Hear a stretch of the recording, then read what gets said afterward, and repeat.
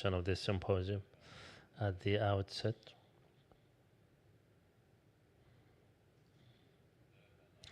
I would like to thank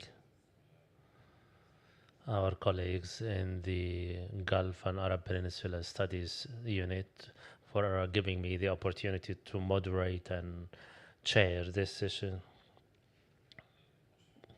Khaldun al-Naqeeb, his academic and ideological project is outstanding, as known to many. However, there is a very outstanding aspect in terms of his personal history, his political and ideological agenda, and his ability to move among and between different political systems and different societies, and his ability to move among different legacies, academic and ideological legacies that enabled him to develop a panoramic critical perspective on a number of issues.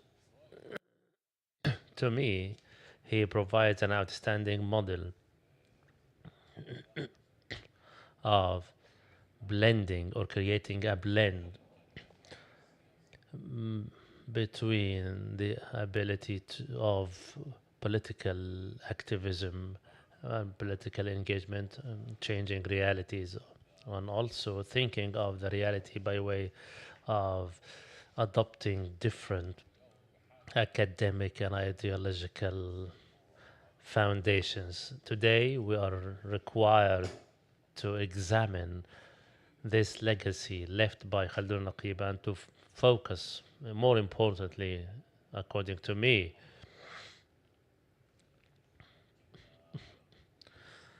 on how to develop a reflective ground.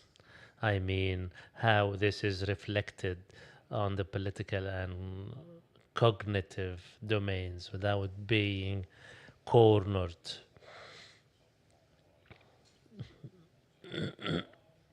to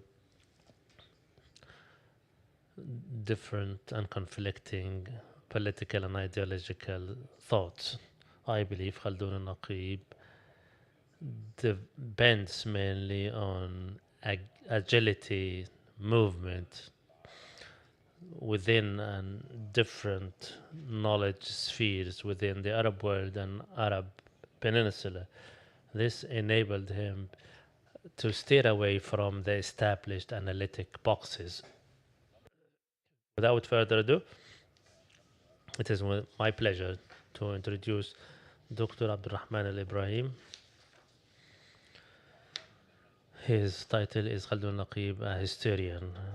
I read a few lines on Abdurrahman. He's assistant professor in Department of History at the Doha Institute for Graduate Studies, also a researcher for the Gulf and Arabian Studies unit at the Arab Center for Research and Policy Studies. He asked me to read only this first line to give him the floor. Good morning, everyone. I always justify reading from paper to steer away from consuming too much time today. Thank you for being here today, and all thanks and appreciation to the Gulf Studies Unit for their role in organizing this symposium. Khaldun Naqeeb, to me as a Kuwaiti, his academic model any researcher would like to follow and exceed one day. I did not come to closely know him yet. I was like many who attended many of his lectures in Kuwait universities. At that time, I was concerned to graduate more than coming closer to Khaldun and his thoughts. At that time, I used to read his books.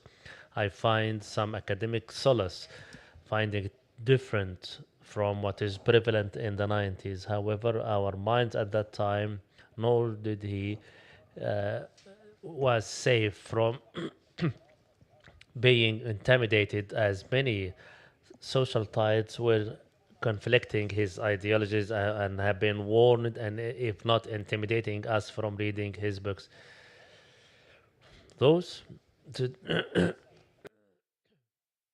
Yet we came to know his significance and significant contribution. His books, The Society and the State in the Gulf and Arab Peninsula, and also the conflict of democracy with the Kuwait as a state case study, was a foundation. He paid a price to his thoughts before entering delving in his use of history. I must commend that he is a sociologist. He is also an interdisciplinary researcher. To me, he is a thinker, educated, cultured, not only a sociologist. He succeeded in making this scientific text a text capable of thinking. He steered away from narration to explanation and interpretation. He belongs to a family that had great contribution to the Iraqi and Kuwaiti history. For Talib Pasha Naqeeb, his grandfather, he was nominated to rule Iraq one day. His family roots have great significance to individuals in the Arab world in general, and in Gulf in particular. Personal history is given great significance, which is sometimes boiled down to tale. He was raised and educated in Iraq from Basra to Baghdad and joined Baghdad University Sociology Department and then moved to the Cairo where he concluded his graduate studies. This shaped his ideology and his conception of history compared to his peers. He was raised in different ideological and educational environment that gave him the ability to delve deep in more issues compared to his peers in Kuwait in 1940s and 50s. Taking interest by sociologists in history enriches their work, especially if they are related to the interpretation of social classes and their relation to authority, and also coining terminology. In a debate between Cenabos and Doncain, published in French, and I received a translation from Dr. Kautharani, who Durkheim says at the beginning of the debate that Cenabus tries to make sociology and history two opposing matters. Yet, according to Durkheim, there is no sociology deserves to be named as such or have any historian relations. Some also bridge the gap between those who glorify the documents by way of reconstructing the past rather than reviving. Brodel's books came where he thought that walls among discipline, academic, and must be broken down. History and sociology are two adventures of mind. They are the same fabric in different density. I wouldn't delve much.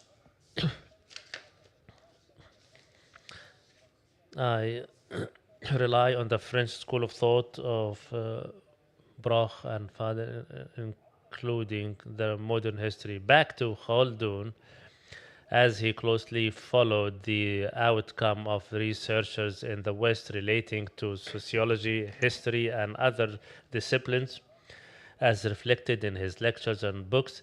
He realized the importance of history in building his terminology and social analyses. He tried through his book Society and State in Gulf and Arabian Peninsula to follow in broader footsteps in the economic domain. In other words, he deemed certain geographical locations economy is centered on an advanced state. Brodel's concept allows him to understand the issue of backwardness more than other concepts expressing development and backwardness as those pertaining only to the 20th century and the background of the globalization. At that point, al-Naqeeb started to conflict with Brodel as he believes that the reality in the Arab world is totally different from Brodel's study on the Mediterranean. Here, I'm not interested in Khaldun's adoption or conflict with Brodel, yet he tried to establish his own based on his understanding of Western and other historical resources. He understood or realized that Brodel's concept cannot be adopted in the Gulf. As a result, he resorted to other historical sources to establish other economic concepts by way of understanding local legacies and sources of Islamic history. After that, he, for example, quantified a number of terminology like speculation, loaning, and barter, and resorted to other history books, be it jurisprudence, like Al-Kasb of Muhammad bin Hassan al-Shaybani, one of the second Hijri century's jurists.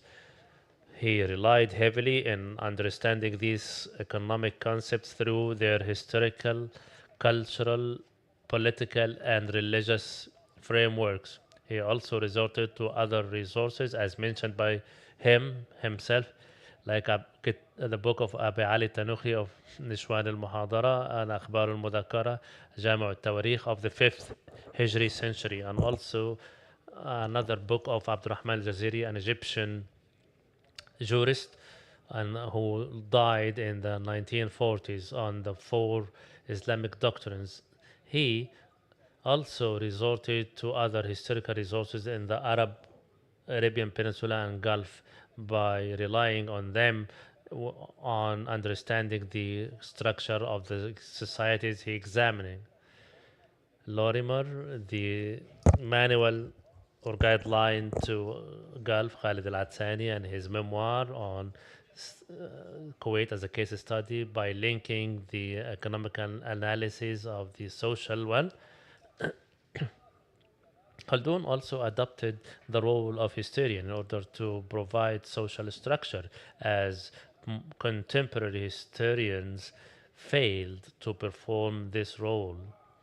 He was conscious of the same by way of reading most of the literature published on the Gulf and Arabian Peninsula, despite the fact that he did not classify them as historical literature, yet he described them more broadly as literature on the Gulf, Arabian Peninsula, and Gulf, and classified them into two sections. The first, classical historian, the explorers and navigators, and also the anthropologists.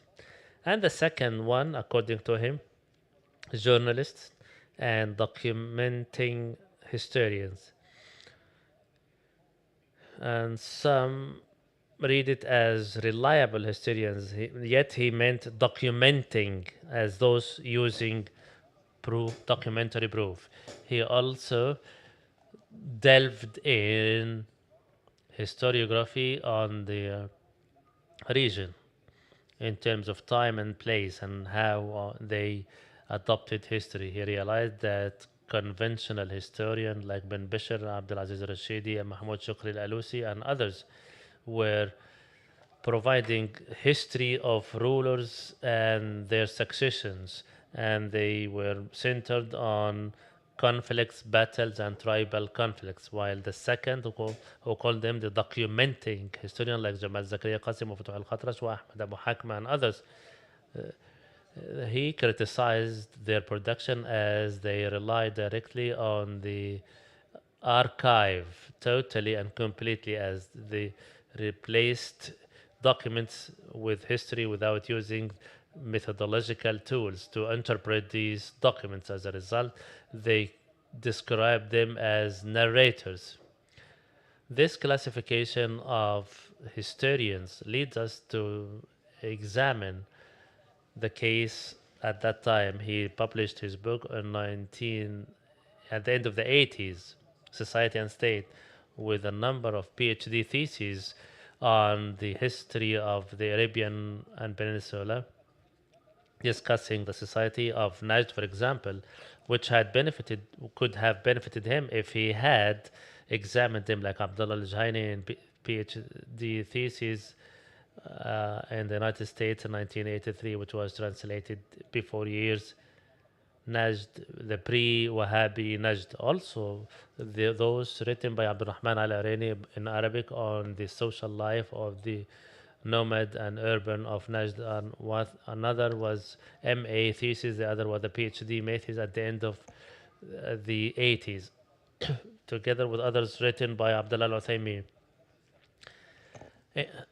Making reference to these resources which were not adopted by Naqeeb, simply to establish that many of the resources he had adopted that supported his ideology on this topic were not authored by the people of the region, yet relied heavily on the imperialistic Western perspective of the Arabian Peninsula. For example, when he discussed the relevance of the anti-imperialism movement and relied on Wilkinson's book on Oman, he fell in releasing a sweeping statement in an erroneous manner like that of Najd as one of the reasons of embracing Wahhabis, relying on the book of Abdul Karim Rafiq, Arabs and Ottomans. Rafiq applied his case study on the Syrian case, yet Khaldun adopted for the Arabian Peninsula. This misuse of resources caused him to adopt incorrect conception and terminology, and this also as he released a sweeping statement on the Omani tribes as Abadi or else. As a result, the established the sectarian basis to be conflict. However, the key difference was the conflict to power. In order to give him the credit, he was aware of the sweeping statement made by him as false, and I quote him: there is very little historical facts in terms of the major historical turning points which may guide us to identify the historical background of the current condition. This caused us to impose a number of hypotheses which require in-depth examination. End of quote. This proves that Dr. Khaldun himself was aware of this matter. He also tried to justify his act by blaming the specialized historian who did not find the audacity to raise these issues by raising a comprehensive historian perspective. Yet it is a must for a sociologist, is, as he would put it, to theoretical application. The difference is how a sociologist may resort to use these historical resources, as these resources, which I mean printed book, be it verified, or a scroll, or an academic work of a researcher or a historian, which were the two main sources adopted by Khaldun in his analysis and providing a structure of the society and the state and tribe and democracy. I cannot deny that he understood tribe more in depth than the historian he compared. And here I quote: the books of the explorers and imperial administrators are focused on the ethnographic limited scope, yet they are very rare on the societal and structural level. Rather than understanding that tribes are no but more units of societal organization, the understanding was limited to them as an organization of blood-related groups. End of quote. He also continues to criticize these historical resources by stressing that this short understanding of the role of a tribe results in an incorrect conclusion, as is the case of the tribes in Yemen. He continues to shed light on the historical, the shortcoming of historical understanding, namely among the documenting historians, and he criticized their methodology of use of archive and other documents without further historical analysis cannot lead to proper understanding of the political and social transformation, simply because he may fear to provide his objective opinion and end by providing comments on these documents without systematic and disciplined professional analysis, as noted by Dr. Fatouh Al-Khatrash by addressing Saldana's scrolls and books on Kuwait. I find myself but forced to agree, and I'm sorry to say this simply for being a historian myself. I believe this was a trustworthy point at that time, especially that he used the structural methodological tools in order to develop a model of the Arabian and Gulf societies. Through these tools, Khaldun to try to establish a deeper understanding of phenomenon in the region within the boundaries of the historical sphere he had demarcated. The absence of proper historical resources and his failure to resort to these books has caused his outcomes to be relatively weak, namely his book, The Society and State, by failure to identify the historical relationship between the four epochs he had classified. Although he relied on economy in this epoch classification, yet linking the same to political tribes needed more political analysis, especially that he realized that there were very short and poor analysis and studies in that area. Wahhabism and embracement of by tribes of Wahhabism, we find that Ibn Bishar, for example, expressly mentioned that all the tribes of the peninsula were forced to be subservient to the first Saudi state. And if we follow those who followed the Wahhabiyah, we find Mudar, Adnan, and Subaya were among those most advocate supporters of Wahhabism since its inception. Similarly, Qahtan, as stated by Ibn Bishr in his book, one of the sources adopted by Professor al-Naqeeb. When he spoke of Oman tribes, he provided further details. He Azda, Quda, and Kinda, and he also detailed the alliances. And I do not know, this general sweeping statement given by Naqeeb was attributed to his failure to reach a deeper understanding of the details of these tribes, or he was giving a general sweeping statement to certain rulers. This question needs to be addressed by exploring the works of al-Naqeeb. A final point related to the deeper understanding of the tribal classification and lineage as an important factor of the classification provided by Naqeeb in his book, Democracy and Tribe and State and Society. He relied heavily on economy as a foundation to his classification in the Arabian Peninsula and the Gulf. He, for example, classified the Kuwaiti society in four classes: merchants, including the rural families; dignitaries, like the masters and clergymen; technicals and professionals; and finally, sailors and domestic workers.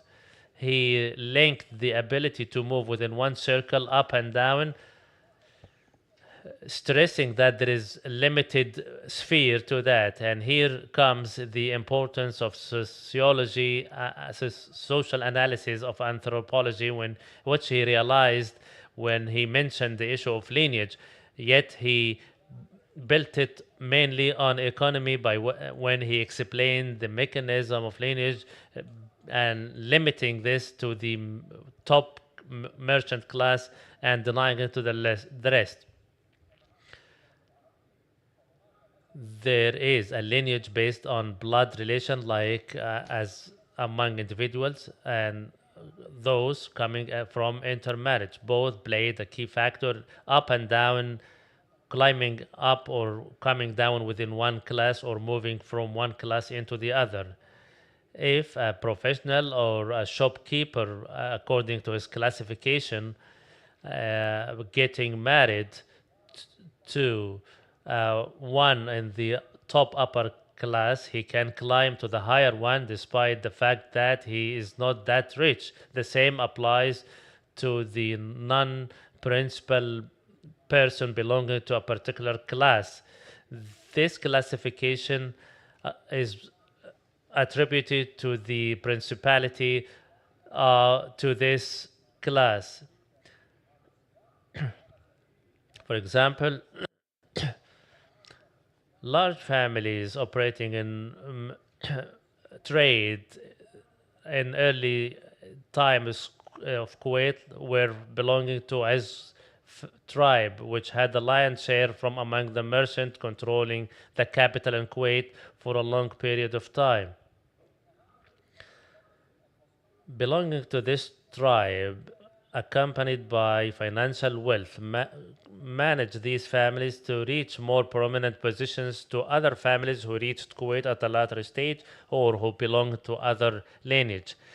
Exploring the historical and social history by al-Naqeeb was a pioneer work, and he reiterated this in his books and lectures. He understood this shortcoming, and I believe he bridged some of the gaps. In April 1987, and in a lecture on the sociology curricula in Kuwait universities, Khaldun spoke of sociology and defined it in a satirical manner as, I quote, it is the history that is not being studied in Kuwait universities or in other universities, end of quote. To conclude, integration between sociology and history is clear in his books.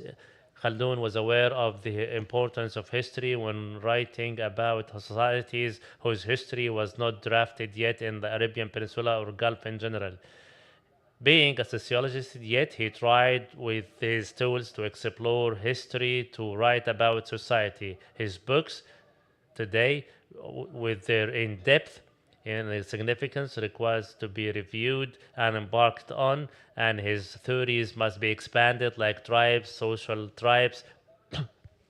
Also, the issue of units and groups among within the state organs by way of collaboration between historians and sociologists.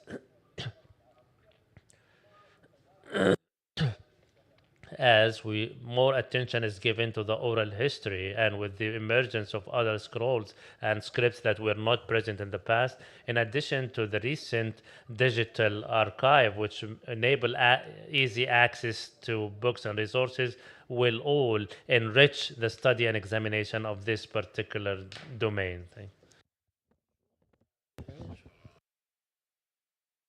You, Dr. Abdul Rahman.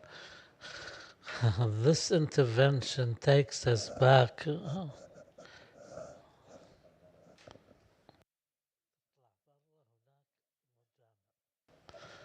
and also how you drew our attention to different phases, the time of his family's establishment, the Ottoman Empire, the colonial era, and also time as an element of change in all of this. So, conceptualizing time through history and in anthropology, also, one of the most prominent problems we face is how we can deal with different parallel time aspects, and this takes us to Dr. Yaqub al-Kandari's intervention. Dr. Yaqub al-Kandari, he is a professor of anthropology at Kuwait University. He got his PhD from Ohio University in the United States. He was dean of the Social Sciences College and director of the Journal of Sociology. Dr. Yaqub, the floor is yours. Thank you, Chair, and thank you, the Arab Center, and thank you, the Gulf Studies Unit. Thank you, ladies and gentlemen, for attending this meeting, and we will be talking about a professor of anthropology. This is the second time I take part in a seminar on Khaldun and Naqeeb. May God rest his soul. We held a seminar last year at our university, and also we focused on corruption in Khaldun and Naqeeb's. This is an anthropological reading of Khaldun and Naqeeb's contributions, and we will be relying on the published and not published legacy of Dr. Khaldun and Naqeeb. Uh, uh, his entire legacy is available on a site for Khaldun Naqeeb, all his books, articles, free of charge. And Khaldun Naqeeb, in his latter years of his life, did not produce much by way of books, but he was very active in attending conference and other activities, and he left us a huge amount of legacy. I will be very brief because this paper is still a work in progress. And Dr. Khaldun Naqeeb was my mentor. I learned a lot from him, and he was a colleague in the sense that he was a professor at the same university that I was, and we used to meet at least twice a week. I was very keen on meeting him and learning from him, and I benefited a great deal from his vast experience. The paper will be alluding to three main themes. First, a general introduction to anthropology, because Dr. Khaldun al-Naqeeb is classified as an anthropologist, and we want to establish the link between this field of specialty and his work. And also the paper will be talking about the main directions of Khaldun al-Naqeeb in his anthropological studies from a local and an Arab point of view. The final theme is some social and societal phenomena that he dealt with, and very briefly, and hopefully I will complete writing this paper at a later date. When we talk about anthropology and cultural anthropology, because the American school considers anthropology to be social, cultural, as it's known, and the second part is the biological anthropology, and the third part, the archaeological anthropology and linguistic anthropology, which some classify within the cultural anthropology. Of course, there are differences between the American school and the European school. This is a long debate we would have no time to delve into. If we agree on the term cultural anthropology, this studies human society, human behavior, social phenomena, the family, work, social classes, and Also, the pioneers in this field have some commonalities in their theories.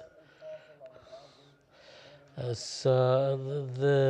is little that divides between cultural and social anthropology and sociology. And it was said that the anthropologist and the sociologist focus on the same thing, except that one part deals with all traditional ones and some with the contemporary or modern ones.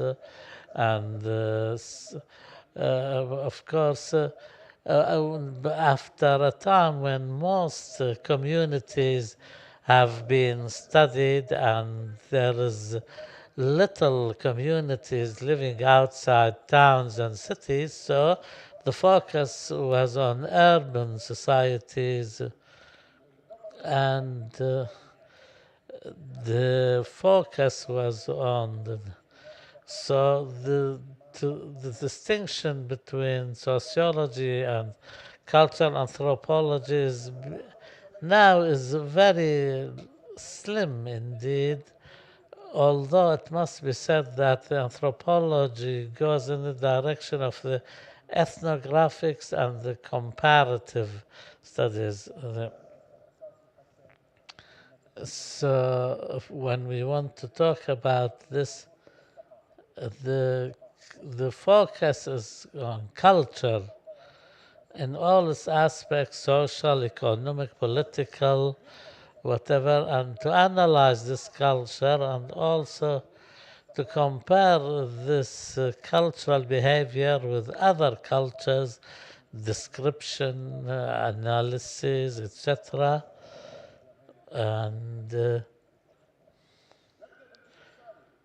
second part is what were the elements that formed Khaldun and Naqeeb's anthropological studies. There are six main elements which formulated Khaldun and Naqeeb's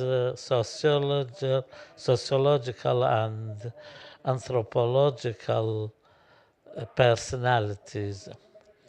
But there is an important element here, and that the best studies from my personal and methodological point of view that speak to an economic, social, cultural thing which deals with culture. When we talk about, for example, without mentioning them, Dr. Muhammad al-Rimahi is a sociologist, but he dealt with cultural aspects.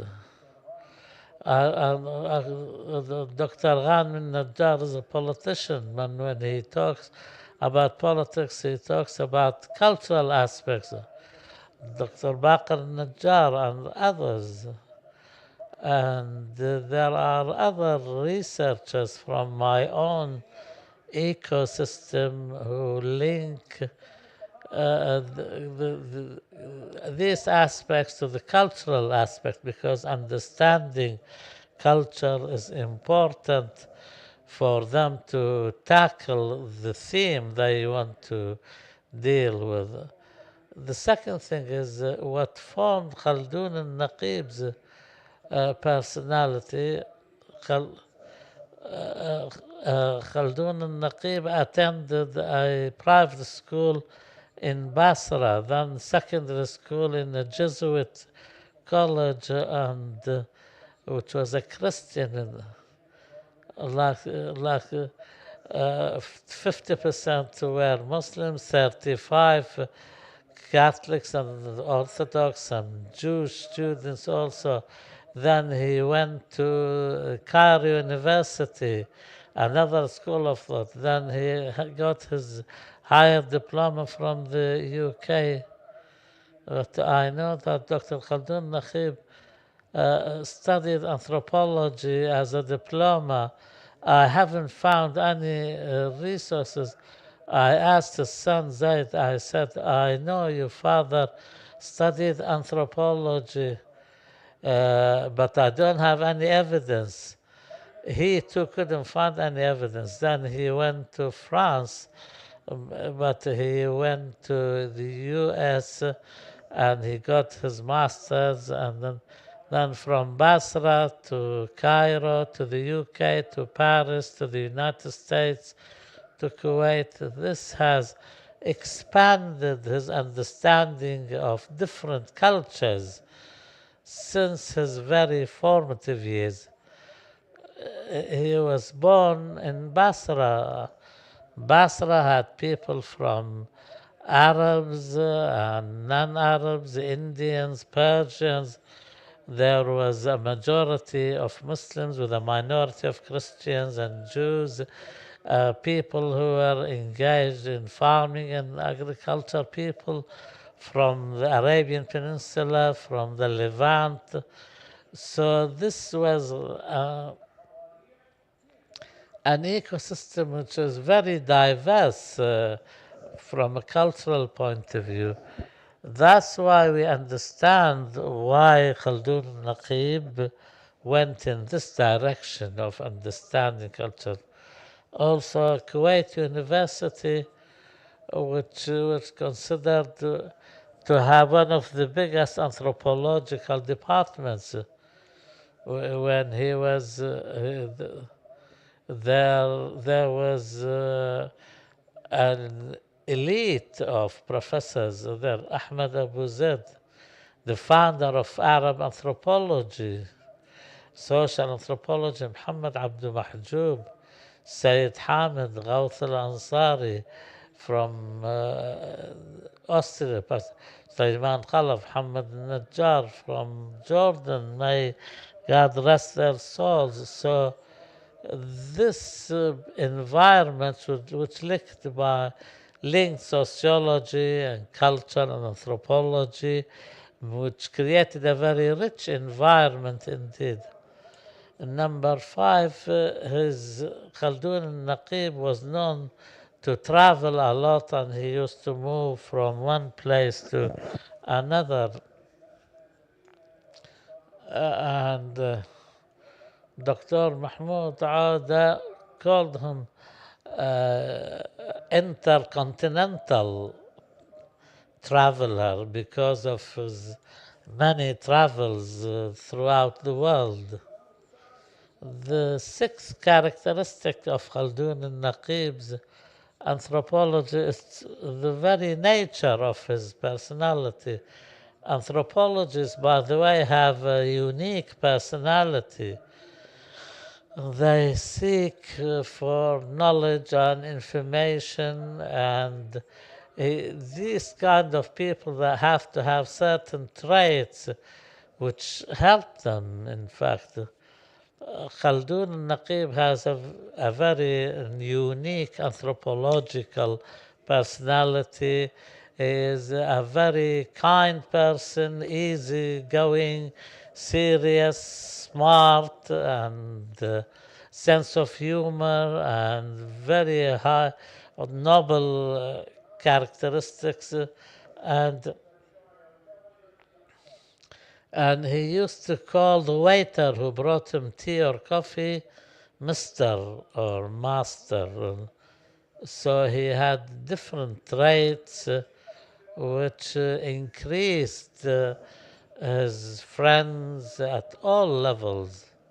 So therefore, this is the very likely personality to be open to more cultures and to be engaged in anthropology.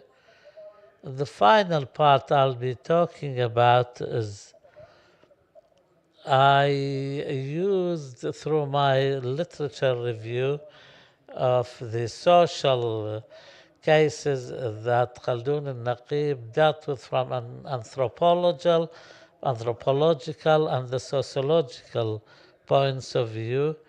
And of course, you cannot do that unless you understand what you're talking about. When he talks about the culture of despotism and authoritarianism, tribalism, and backwardness, and culture of corruption, culture, and the problem when it comes to citizenship and identity in Arab societies and Kuwaiti society in particular, problems with development, not from an economic and political point of view, but from a cultural point of view too. He talked about the problems in education and democracy. These are the other points which I try to link. There are basic elements which will be elaborated on in the paper from a cultural point of view. When we talk about tribe and tribalism, Dr. Harith and Dr. Ghanem talked about that. Also, the political aspect of the tribe, the tribe being a number of symbols, practices, and engagement, and sometimes how they hinder modernization and also become an obstacle to democratization. These are all intertwined and interlinked, but in his articles or books or his electronic articles are all get a mention of these things. And also he talked about the tribe as being an obstacle more often than not to achieving a societal identity. Also, the corporates between the authority and the tribe, the relationship between these two systems, which impacted political development, especially in local communities, because the tribal allegiances overtook the allegiance to the state or the country. And despite his criticism of tribalism, he also said that the tribe has a big role in the social cohesion in societies. Also, Khaldun al-Naqeeb mentioned that in the political authority in most Arab countries are an authoritarian one, and they resist cultural change and social change and democratization. The cultural heritage and legacy represented in the tribal system plays a big role in protecting the authority. Also, the authorities benefited from tribal communities and tribal chiefs to support the system. Also, the support of the authoritarian state of some religious identities or tribal identities. He studied backwardness and stagnation. He linked that to the political history, and he considered that as an accumulative state of affairs as a result of historical impact and the colonial legacy. And he also mentioned that the authoritarian regime, because they relied on a small group of people and benefit from the allegiance of individuals and tribes, and also the rentier economy in the Gulf countries has deepened the economic backwardness and hindered development in the fields of agriculture and industry, and produced a very prominent consumerism. And the Arab countries did not focus on education so much so that can lead to development. Backwardness, in his opinion, is linked to the social structure and the rentier economic states. Corruption, he has a complete study. He considers corruption not as an individual form of behavior but a social system, and the authoritarian system engages or practices corruption and hinders democratization, transparency, and also the rentier economy contributes to corruption through the collaboration between the merchant classes and the state, and also the lack of diversification in the economy because of the reliance on oil as a main source of income for the state.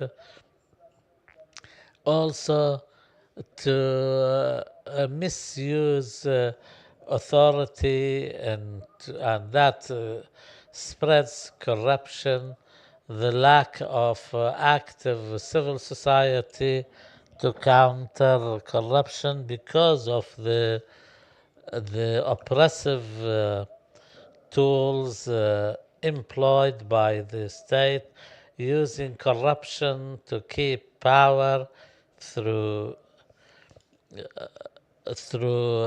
giving personal benefits, cronyism, and clientelism. And when he talked about identity and national identity, societal and then identity and citizenship, he emphasized that there are family allegiances and sectarian allegiances, tribal allegiances in Kuwait and other Gulf countries, and the national identity is distorted because of religious diversity. The authoritarian regimes do not allow citizenship to thrive as a concept. There are marginalized sections of society. There's widespread foreign culture which impacted the Arab identity, and the each point really merits more elaboration, but I'm being very quick. When it comes to development and what hinders development, this is the development faces political, economic, and other obstacles. Also, the lack of stability, all the traditional culture which hinders development. Development is not just an economic concept, it's a social one also, which requires democracy, education, cultural development, and renewal.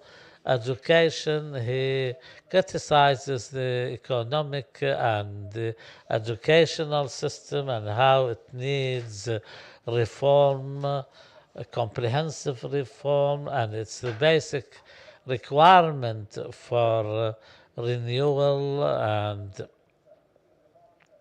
and also the educational system has produced generations of traditional teaching and lack of critical thinking, the lack of technical themes, and also the authoritarian regimes are by and large anti-democratization.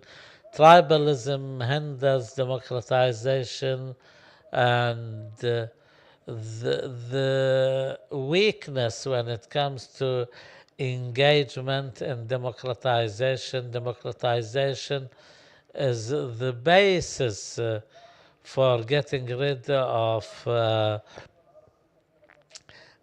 political authoritarianism, and outside interference doesn't help. In a nutshell, the Arab culture depends on tribalism, and the elite holds the reins of power. Backwardness contributes to that. There are problems. There is a collision between what is traditional and what is modern. The educational system lags behind. There is lack of active political participation. The cultural I think Khaldun al-Naqeeb was one of the pioneers who established a Gulf socio-anthropology, and he continued on the path of Ali al-Wardi and others, and he did not just study the social aspects in isolation from culture, and despite all these studies, most of the things he criticized we still suffer from. He was very inspiring in presenting this reality, and he presented solutions in an anthropological and social way. I apologize for the speed with which I was speaking, because each point merits more elaboration. Thank you for your kind attention.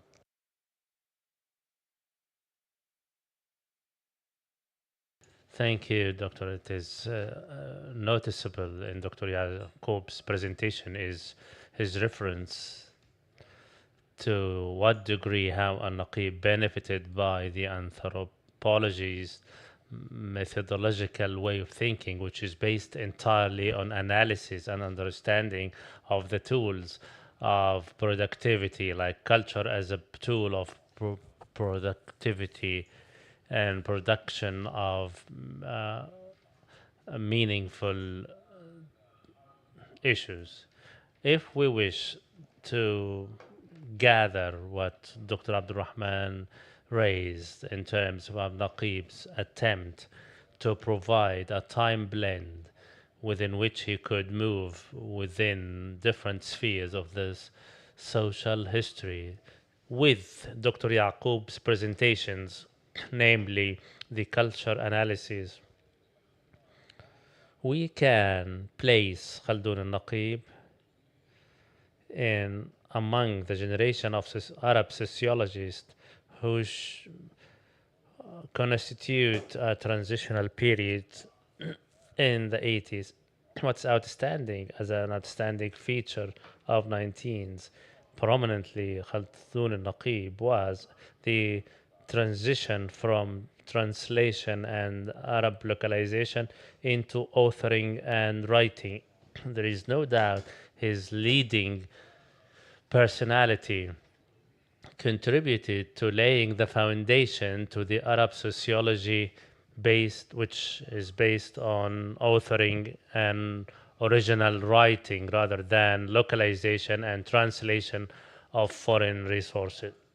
The question to raise: this transitional period, which was shaped largely by him, in other words, the Arab researcher is not only an informer or a translator of the Arab researcher, yet he examines the reality based on his current and historical context.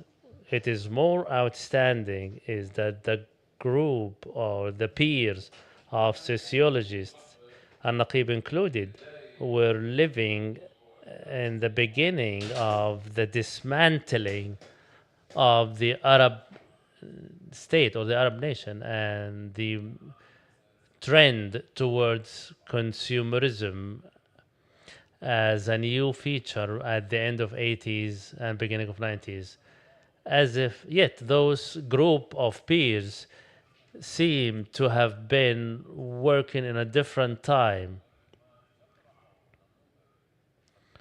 Khaldun and Naqeeb as a model based on both the presentations is that he attempted together with his peers to lay the foundation of authoring and writing, original writing and sociology compilation and writings. I just wanted to place him based on these presentations simply because this is a very important issue in order to widen the kaleidoscope through which we look at Khaldun and Naqeeb.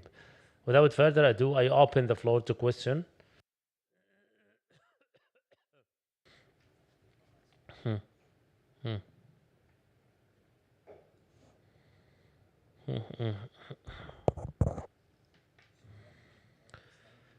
Thank you, Dr. Ismail, Dr. Yaqub, Dr. Abdurrahman. The presentations were enriching and insightful. Dr. Yaqub, you spoke about an Gulf sociology. What do you mean by that? And can this be separated from sociology in general, namely Ibn Khaldun, the founder of this branch? This is a very important issue, especially that Dr. Yaqub spoke about the tribe, which is also a focal issue in Ibn Khaldun's studies in Al-Muqaddimah. Dr. Abdurrahman, I was very pleased to your criticism of the archive. The Imperial Archive, as you know, moved from London to the Arab and Gulf states. We are relying on the Imperial Archive, even in the Arab and Gulf states, as an original part of our knowledge. It could be imperial based, yet we do not have other alternatives. We don't have our own archives. Also, in the absence of what the so called the oral narration, the personal narrations, and family stories, which was yesterday labeled as the black box. Where are we standing? It is a very complex issue and it's a long road. How can we leave all these doors unlocked? We'll first start by a number of questions and then open the floor to answers. Ahmed Ibrahim Abu Shouq, Qatar University. I am thankful to both the lecturers, both the panelists. Abdurrahman Ibrahim's presentation drew my attention to the relation between the historical school of thought and the contemporary one. We find some cross lines with those who criticized. This is clear in the literature of Abdulaziz Ad-Dori and Ali al-Wardi's vision. Although Ali al-Wardi is a sociologist, he tried, from the historical point of view, tried to go back to the foundation stone, and he believed that it was Ben Khaldun simply because he moved on three pillars: the topic, the methodology, and the source. In terms of the topics, he opened the door wide open, steering away from the political idols like those adopted by Salah al-Aqad, Abdulaziz Zakaria, and others. Ali al-Wardi also and Al-Duri were of the opinion that the French Hawliyat school of thought was a continuation of what Ibn Khaldun started in terms of the interdisciplinary methodology and also the vastness of the resources and blogs. My question is, to what degree was al-Naqeeb influenced by Ibn Khaldun?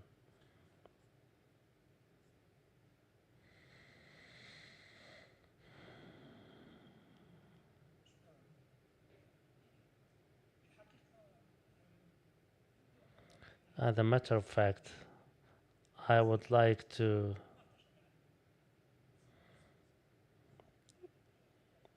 I was not able to listen to the entire presentation.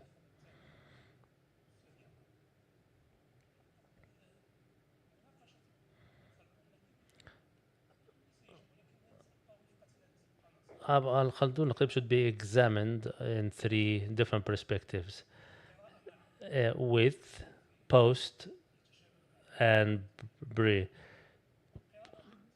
and anti. And the and this is the title suggested by the seminar, not only to celebrate Khaldun Naqib but also to criticize and review. You raised a number of issues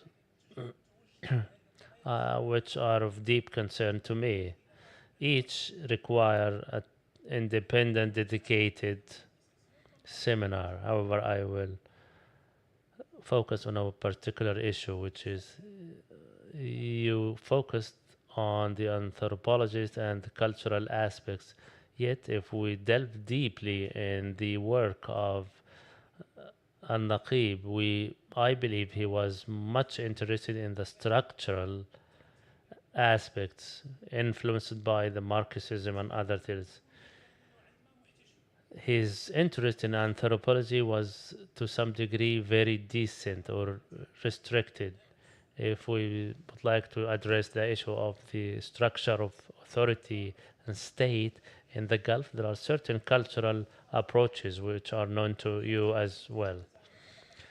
In the morning, I spoke about moving from the tribal elite to the ancestral system. It raises a question to the conclusion reached by him. We still have the tribal structure in modern forms being compiled, constructed, and contribute to the authority both in the east and west of the Arab world. Another aspect, how the Wahhabis managed to seize control in the Gulf, namely in Saudi Arabia, and build a state. He focused on the economic factor, and here comes the approach he relied on. We know that Wahhabism and the religious guardianship require further anthropologist analysis. The issue of natural economy, it is impossible, and he was critical to a number of school of thoughts, and he established that there are certain tribal influence taking monopoly of the economy. This requires further analysis, which you mentioned. I also disagree with Khaldun's and yours as well, and I hope there would be an opportunity to delve in these further details. And another is the Tadamuni, or the alliance system, which replaced the system that used to prevail, which he built on sectarian and religious and tribal, sectarian and religious aspect.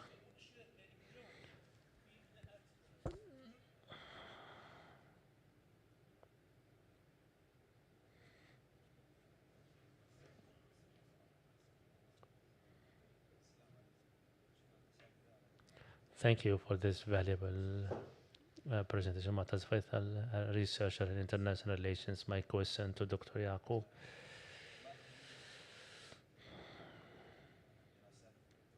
We noticed that in Dr. Khaldun Naqib's studies, he complained of the role played by tribes, and that tribe stands as an impediment in shaping a societal identity. It is also an impediment to reaching democracy. This is repeated in a number of his studies. In the 80s till date, many complain against tribes as an impediment to democracy? And what are the alternatives in case the tribe is absent in the Arab society, despite the fact that tribe plays a big role in the unity and coherence of society? They have also a big role in governance. How can we envisage the Arab societies in the absence of tribes? And is it possible to reach democracy in case of its absence?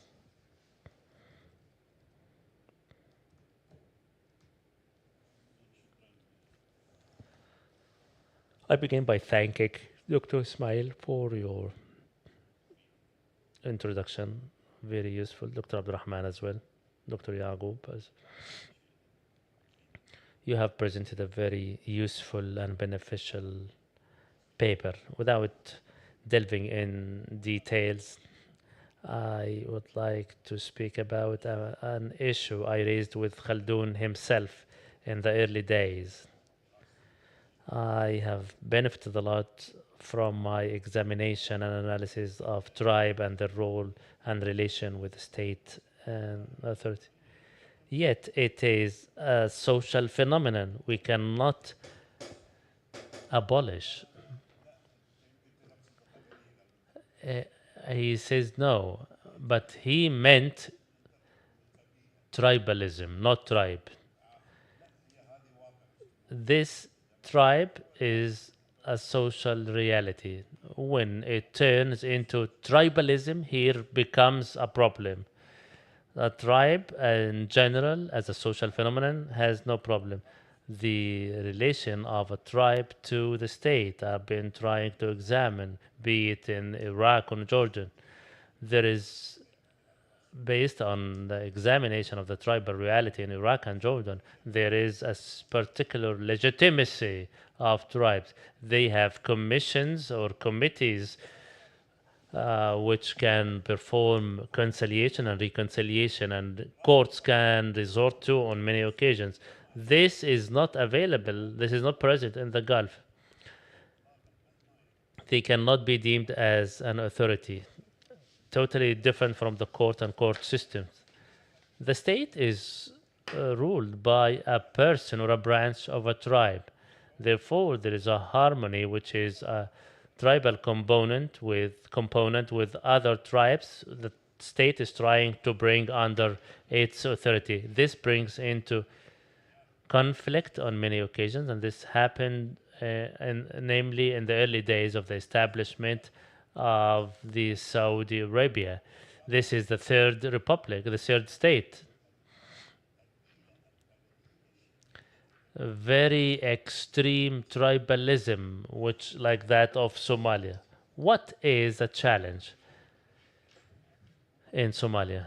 Is the other groups, Shabab al-Mujahideen, and recently ISIS or Daesh, Al-Qaeda, simply they operate beyond the perimeters or the scope of tribes, mainly foreign and Arab operatives.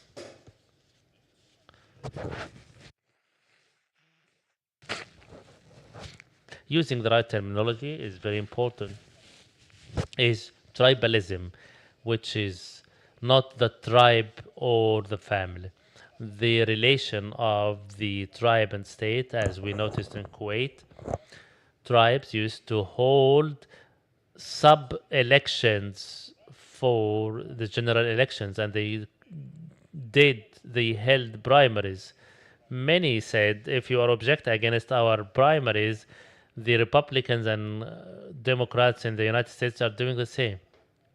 At the end of the day, the state tolerated these sub elections until 1964. And when the state started to detain, arrest, and imprison, there was no revolt. Many of them were arrested and served long terms in prison.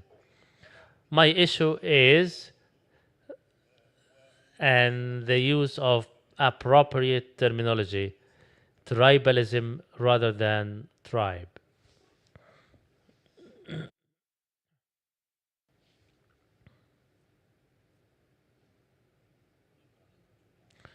Thank you, all of you. I have a question to Dr. Abdurrahman and another comment to Dr. Yaqub.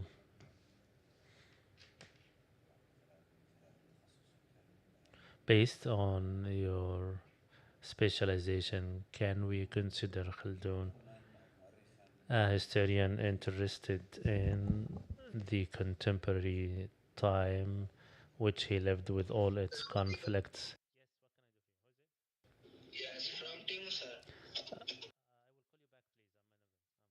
Thank you. Khaldun left a great legacy in the sociology department for Kuwait University. Now you are extension as students and professors. W- Have you instructed researchers and undergraduates to re-examine all the works of Dr. al-Naqeeb, or is it related only to personal interest? The issue of legitimacy, as raised earlier this morning, and also as suggested by Dr. Ghanem, the issue of tribalism, it is reproducing itself in a different modern manifestations, extended ones, reinforcing their legitimacy in a manner that blinds the public, leaving no room to the society, rather being an impediment.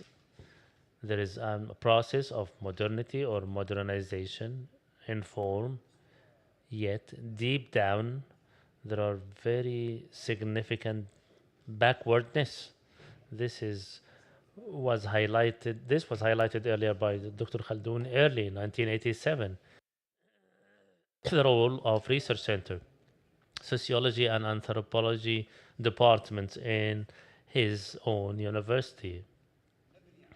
It is their role is to embark on this knowledge legacy and help ourselves exit this crisis rather than circling or revolving in this vicious circle. Each will be dedicated only 5 minutes. Another question through Zoom.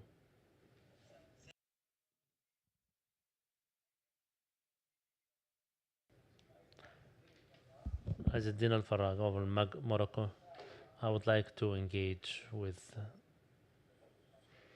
both the speakers. The relation between history and sociology.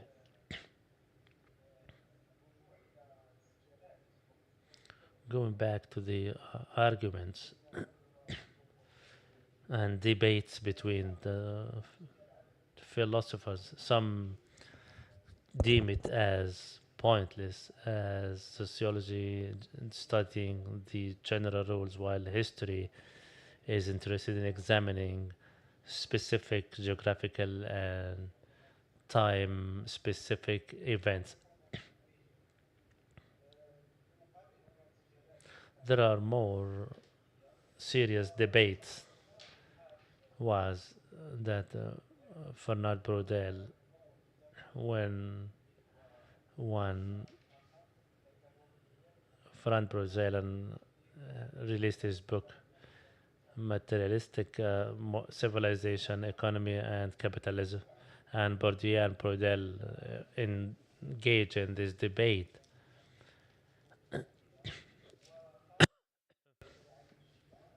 saying that a sociologist, the examination of a long term gives the impression that history is absent, which is a paradox.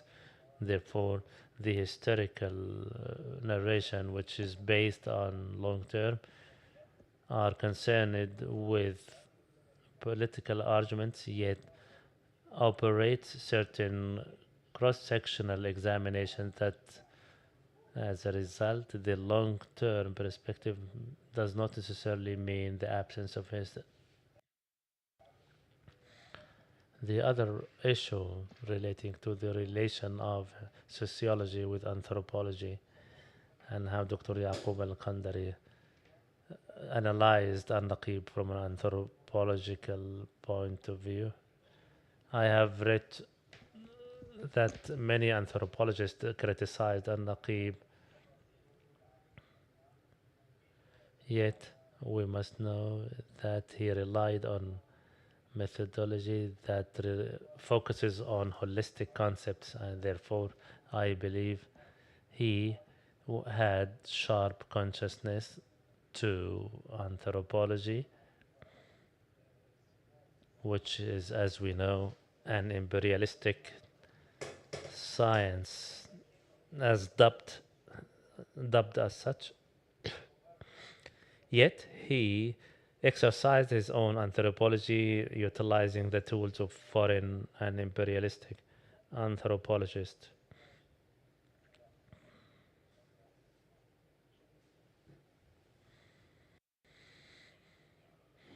Thank you all for questions, and we'll give 5 minutes to each speaker.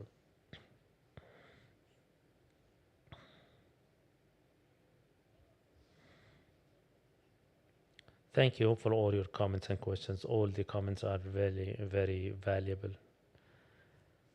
It is true, we must embark on and build on the legacy left behind by uh, Khaldun Naqib.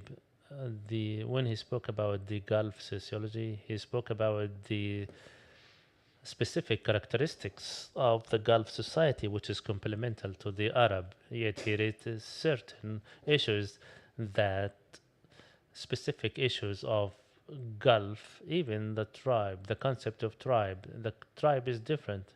The tribe is in Kuwait is different from that Saudi Arabia or Oman or a tribe. The definition of tribe in the Omani society is totally different from that of in Kuwait.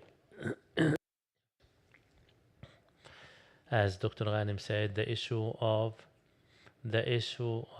terminology. We are speaking of Gulf sociology, which means examining the sociology features of specific features of the Gulf society. Rather than inviting foreign sociologists to speak about our own characteristic, when he spoke about tribe, he did not, for example, address the tribe in Somalia, as suggested by Dr. Ghanem in the previous session. I will answer all the questions together. He addressed the tribe as a concept, as a system, as suggested by Dr. Faisal. He did not complain about or against tribe. He complained against tribalism. Again, the issue lies in terminology. The critical vision of Khaldun, he did not provide a definition of a tribe. Dr. Ghanem met him by accident and told him as such. He did not mean tribe as a social system, yet he considered it as a tool supportive of the social cohesion and unity, and it is as such not only in the Kuwaiti society but all other societies. Yet there is a big difference between tribe and tribalism. This also was explained by Dr. At-Tamimi, may he rest in peace, when he said, we all tribal, despite the fact that many of us do not belong to tribes. This means everyone is holding steadfast to his own ideology as if he is a part or a member of a tribe. I agree with you, Dr. Rashid, that I did not address the critical aspects. However, there will be an opportunity to shed light on the issues you raised, even the areas of disagreement, and that's why this symposium is very significant in this respect.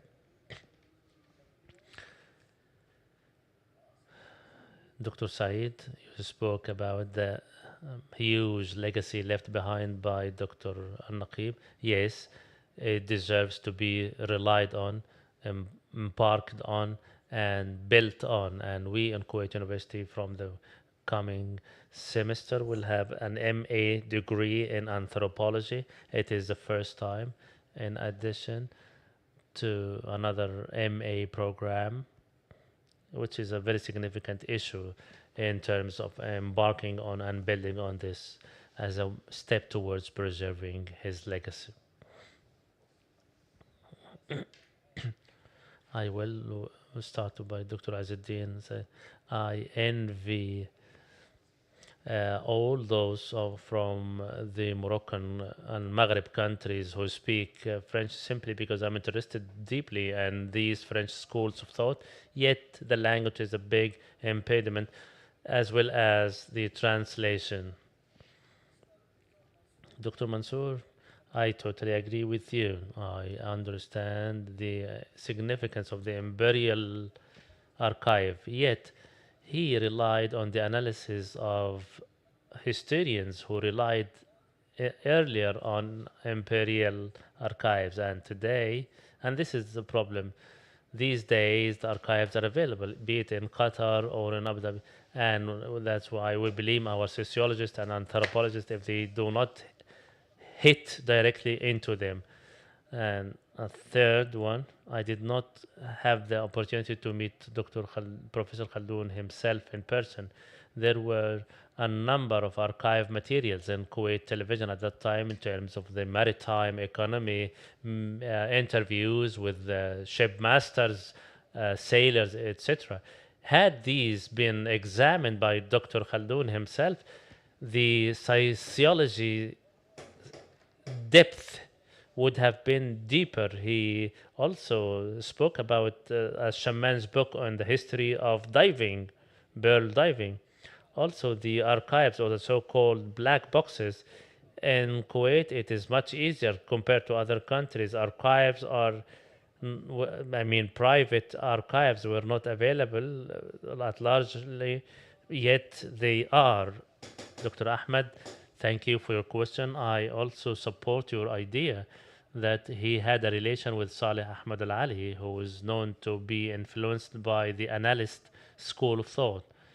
When throughout my search on Khaldun as a historian, I did not find any material or literature addressing directly the relation of his work to Ibn Khaldun. Yet, those who examine his legacy find a great harmony or a common thread between both of them. That's why I will take this point into consideration. It will be part of my criticism I am drafting. Dr. Ghanem, I commend your comment, and he believe he wanted to mention there is a debate, an argument between Dr. Khaldun Naqeeb and the tribal leader of Al Ajman. It is available on YouTube, and as Dr. Ghanem mentioned, the head of the tribe is speaking of the concept of tribe totally different from that outlined by Khaldun Naqeeb. As to Said al-Hashimi, it is no secret that the contemporary history is written under the censorship of the key factors, and Khaldun was aware of that issue, that the journalists as part of the historians. Yet I did not believe that he provided any literature that could be considered as history literature. I thank both the panelists, Dr. Yaqub, Dr. Abdurrahman Al Ibrahim, for these rich presentations and time to answering the questions. Now we are about to head to a lunch break for 1 hour. We will be back 2:30. The lunch will be offered in the restaurant of the university facility. Thank you.